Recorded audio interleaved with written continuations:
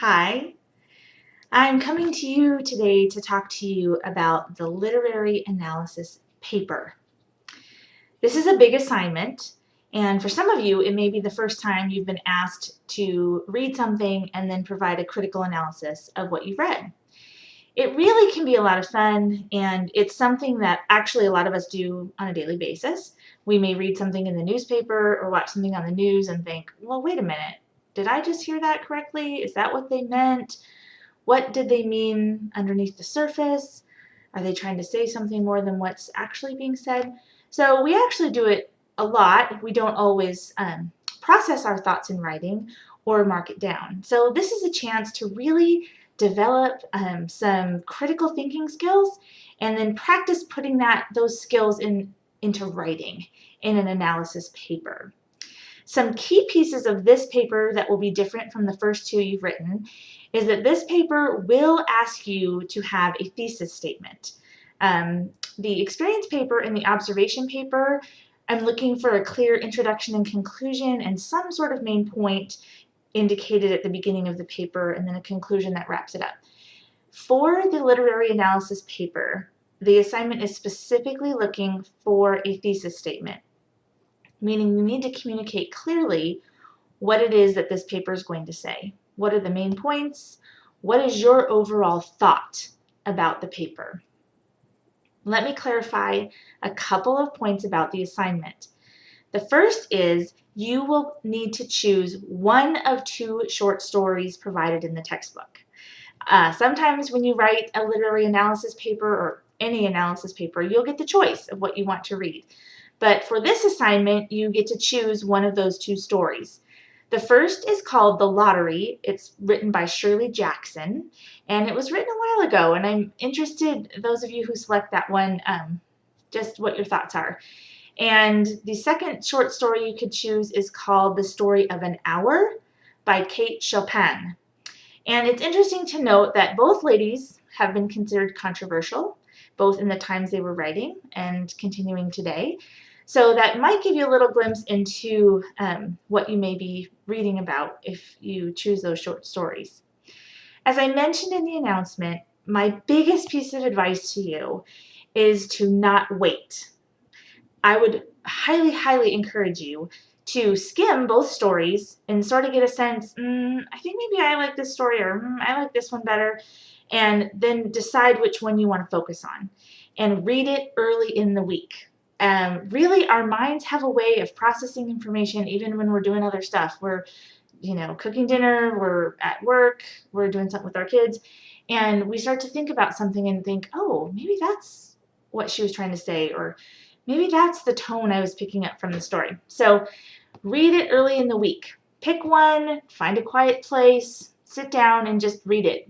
Sip a cup of coffee, whatever you have time to do, but read it early, Monday or Tuesday. Let it just kind of simmer in your thoughts. Then go back to it and read it a second time. I would even encourage you to read it a third time. And each time you read, I would also encourage you to take some notes. Go ahead and annotate your text. You're going to have other college instructors talk about annotating your text. And what that really means is that you just need to underline things, put notes in the margins, put a question mark. Perhaps you might circle a word, or you might identify something that's confusing to you. What does this mean? Or maybe there's an image written in the text and you want to underline it and then say, this makes me think of, or this reminds me of something from my past or another story I've read. Make those connections. Start to take those notes and think about what is this story saying to me.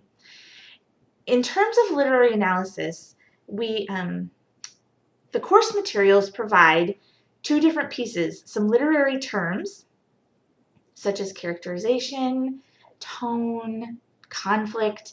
Those are important pieces to remember. Some of us have been away from literature and from language arts sort of words for a long time, myself included, before I returned to school. So it's a good reminder, those terms, that terminology. I would encourage you to read that sheet just so you know how to talk about literature.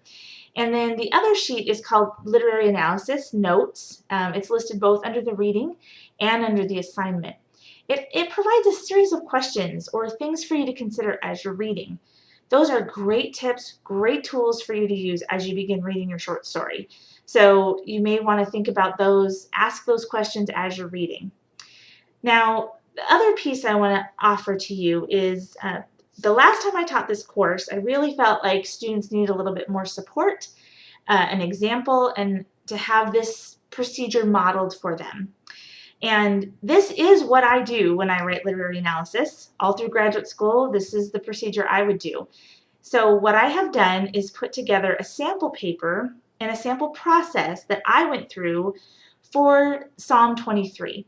Psalm 23 is provided in the course material as like a biblical framework for us to consider this week. Psalm 23 is a beautiful piece of writing. We know that David wrote it.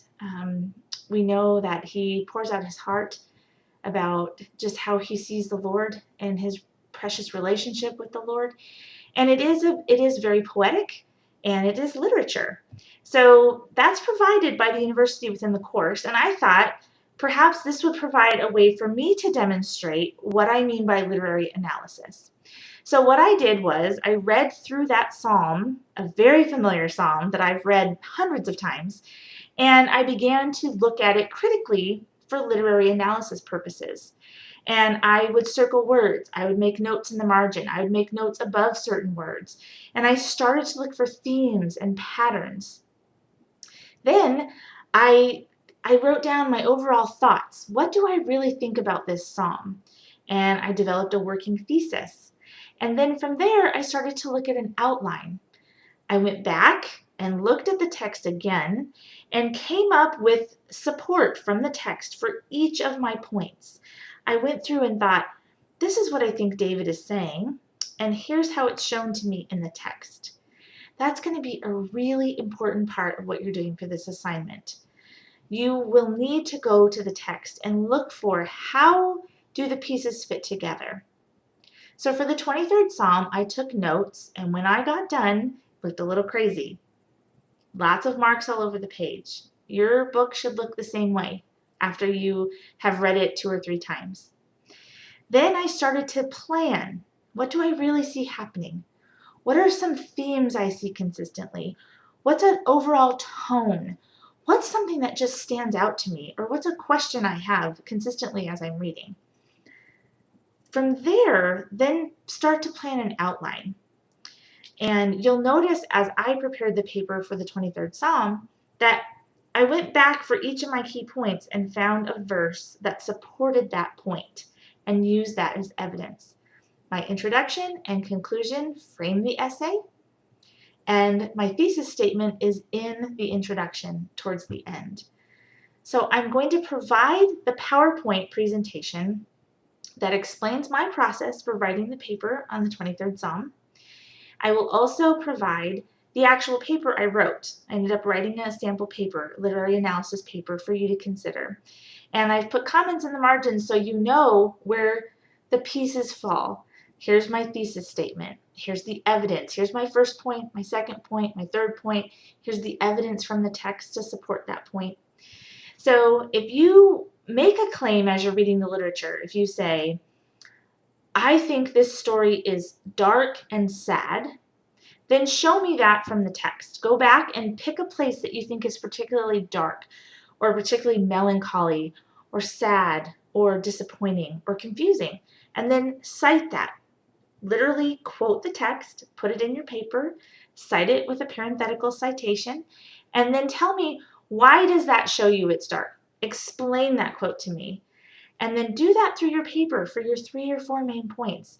And you'll find that as you keep working on it and keep developing that idea, you're going to really start to formulate a clear thesis statement. Sometimes students have to work backwards. They have to take the 3 main things they thought of as they read and then come up with a thesis statement.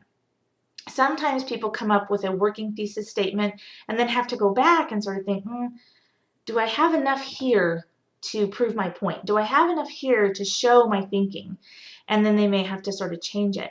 My thesis, as I wrote on the 23rd Psalm, changed from where I started to what I ended up with in my paper. And that's part of the process. That's just how it works. Give yourself time. take time to really think about this paper because it is a big assignment and it really does need to demonstrate a deeper level of analysis, evaluation, and critical thinking. I hope that this is helpful to you. Please look for the announcement with the PowerPoint presentation and the paper. And those combined with this video, I hope, are going to really help you think about, how do I do literary analysis? What does it mean and what does it look like? Thanks for taking time to watch this. I hope it helps you. Feel free to contact me if you have questions. Take care.